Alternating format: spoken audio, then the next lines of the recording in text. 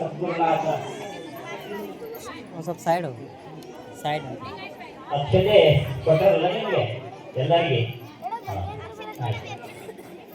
ಈಗ ಅಕ್ಷತೆ ಹಾಕಿ ಅದನ್ನ ಈಗ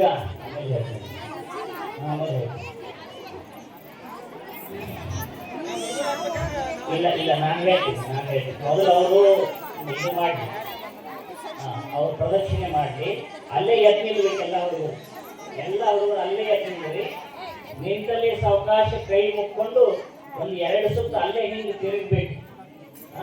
ನಾನು ಮಾತ್ರ ಹೇಳ್ತೀನಿ, ಪ್ರಕೃಷ್ಟ ಪಾಪ ನಾಶಾಯ ಪ್ರಕೃಷ್ಟ ಫಲ ಸಿದ್ಧಯೇ ಪ್ರದಕ್ಷಿಣಂ ಕರೋಮೀಶ ಪ್ರಸೀದ ಪರಮೇಶ್ವರ.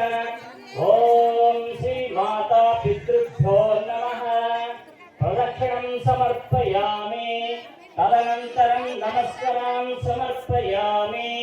ಈಗ ಎಲ್ಲ ಮಕ್ಕಳು ತಂದೆ ತಾಯಿಗಳಿಗೆ ಪಾದಕ್ಕೆ ನಮಸ್ಕಾರ ಮಾಡಬೇಕು. ತಂದೆ ತಾಯಿಯರು ಆ ಮಕ್ಕಳ ಮೇಲೆ ಅಕ್ಷತೆಯನ್ನು ಹಾಕಬೇಕು. ತಂದೆ ತಾಯಿಯರು ತಮ್ಮ ಮಕ್ಕಳ ಮೇಲೆ ಅಕ್ಷತೆಯನ್ನು ಹಾಕಿ ಆಶೀರ್ವಾದ ಮಾಡಬೇಕು.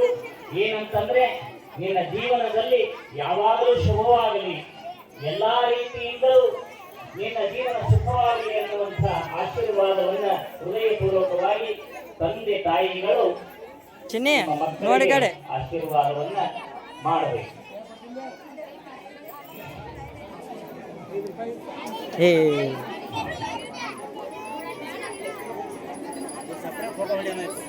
ಎಲ್ಲರೂ ತಂದೆ ತಾಯಿಗಳು ನಿಮ್ಮ ಮಕ್ಕಳ ತಲೆ ಮೇಲೆ ಅಕ್ಷತೆ ಹಾಕಿ ಅವರಿಗೆ ಆಶೀರ್ವಾದ ಮಾಡಿ. ನಿಮ್ಮ ಜೀವನ ಮಗುವೆ, ನಿಮ್ಮ ಜೀವನ ಉಜ್ವಲವಾಗಲಿ. ಎಲ್ಲ ರೀತಿಯ ಸುಖ ಸಂಪತ್ತು